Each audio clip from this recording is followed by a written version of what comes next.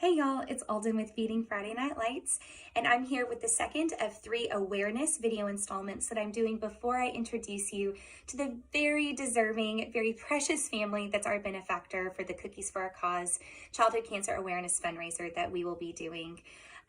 Just a reminder, I'm going to introduce them to you via video on September the 13th. So I hope you have that literally on your calendar and you're looking forward to meeting them. I can't wait to introduce you to them. I would really encourage you, if you haven't already seen video 1 of this 3-part installment, to go back and watch that because it explains why I'm doing these 3 short videos.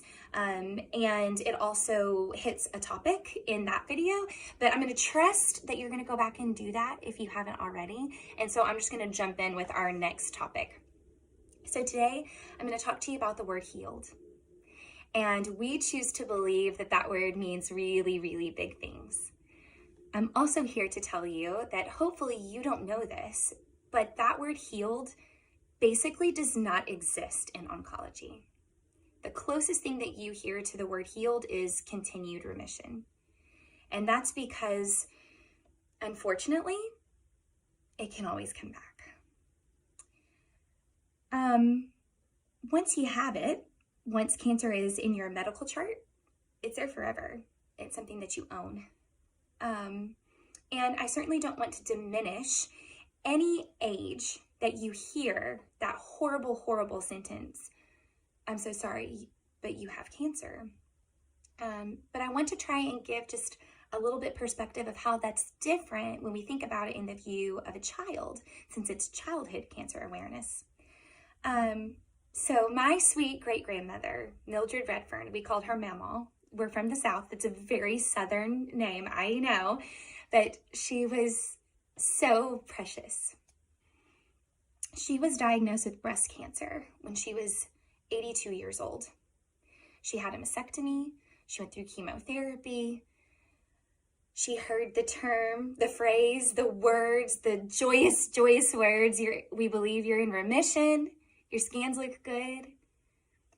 And it took 3 years for her to hear that. And then for the next year or so, every single time that she would bump into something and get a bruise and it wouldn't heal quickly, she would have to think, does this mean that my cancer is back? Does it mean something really sinister? Or am I just, 85 years old now and I take longer to heal? She had to make countless decisions of, do I call the doctor? I have this weird thing happening to my body. I can't explain it away. Could it possibly be this horrible thing back? Or is it just something that just needs to take time to resolve itself? Do I make the phone call? Do I not make the phone call? Then the doctor has to decide, do I do blood work? Do I not do blood work? So she went through all of this, ultimately ending up hearing, I really think you need blood work. I'm sorry your blood work doesn't look good. We need to do scans. I'm so sorry, Mrs. Redfern. Your cancer has returned. It has metastasized and now you have cervical cancer. And ultimately, she lost her battle with cancer when she was 88 years old.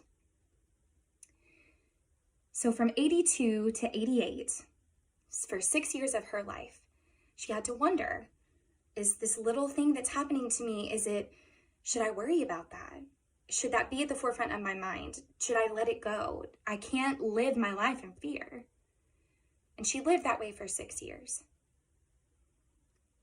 Most children are diagnosed with cancer between the ages of 2 and 5 years old. God willing, our children live to be 88. If you're diagnosed at 2 years old, that's 86 years of your life that you wonder, I'm not feeling better quickly. Does this mean something? This really odd thing is happening. I can't figure out why it would happen. Does this mean something bad? Hopefully you get 86 years to wrestle those thoughts. But the truth is that some children don't get 86 years. So our son Holt started his cancer journey at 2.5 years old. He is now 6. He would tell you he's almost 6.5 because that really does make a difference to kids, right? That half birthday, man. and he's had 2 years of clear scans, but he is still not healed. However, we celebrated that he has been classified as a patient of the Survivor Clinic. So now he gets to have that on his chart, right underneath all of the therapy that he did, underneath the horrible diagnosis that he had. But it does not say healed. And he still goes to the doctor every 6 months. And we still wrestle with, do we call when something weird's going on? And we are his parents. And he was so young that, we still own his disease more than he does. But as we get the joy of watching him continue to grow and to age, we know that at some point, he will have to take ownership of this disease that he so terribly had at such a young age. And I hope he lives to be the oldest man on the planet and is in the Guinness Book of World Records. And I also know that every year that he lives is another year that he has to question, and another year that we try and fight back anxiety and worry. And sometimes it really is the bad stuff that's back. And sometimes the bad stuff has a different name, something that you would have never thought about. When you're diagnosed with cancer, you're never done. And that really sucks, no matter how old you are. And when you're a kid,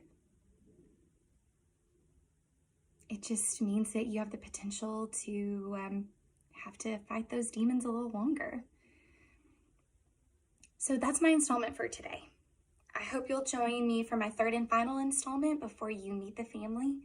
I know I said this before, but I can't even explain to you how excited I am to share this family with you, and for you to join me in sending positive thoughts out for them, good vibes, prayers, energy, whatever you believe. I can't wait for you to join me in that. And I can't wait to see how you show up for them. I'll see you soon.